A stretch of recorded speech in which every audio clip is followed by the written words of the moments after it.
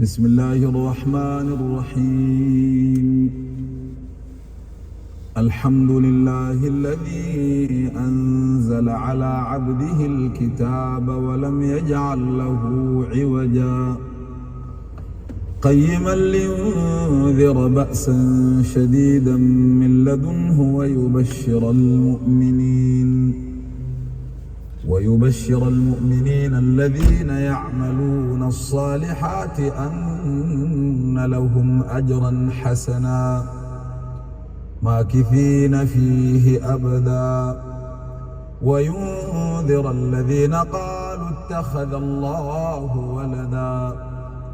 ما لهم به من علم ولا لآبائهم كبرت كلمة تخرج من أفواههم إن يقولون إلا كذبا فلعلك باخع نفسك على آثارهم إن لم يؤمنوا بهذا الحديث أسفا إنا جعلنا ما على الأرض زينة لها لنبلوهم أيهم أحسن عملا وإنا لجاعلون ما عليها صعيدا جرزا أم حسبت أن أصحاب الكهف والرقيم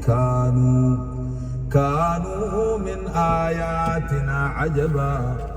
إذ أوى الفتية إلى الكهف فقالوا ربنا آتنا من لدنك رحمة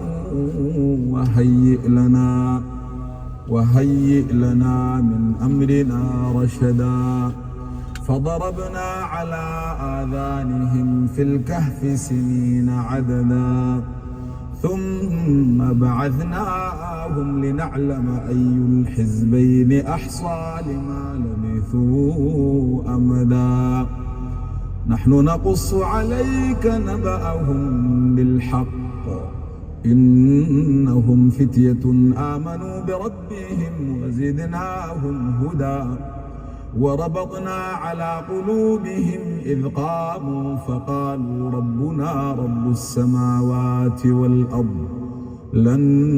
ندعو من دونه إلها لقد قلنا إذا شططا هؤلاء قوم اتخذوا من دونه آلهة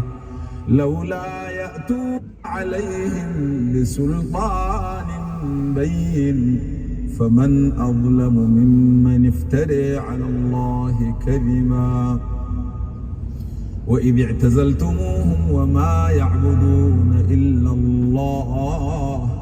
فأووا إلى الكهف ينشر لكم ربكم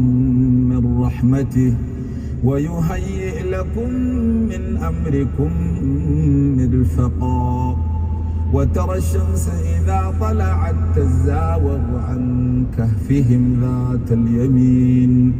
وإذا غربت تقرضهم ذات الشمال وهم في فجوة منه ذلك من آيات الله من يهد الله فهو المهتد ومن يضلل فلن تجد له وليا مرشدا وتحسبهم أيقاظا وهم رقود ونقلبهم ذات اليمين وذات الشمال وكلبهم باسط ذراعيه بالوصيد لو اطلعت عليهم لوليت منهم فرارا ولملئت منهم رعبا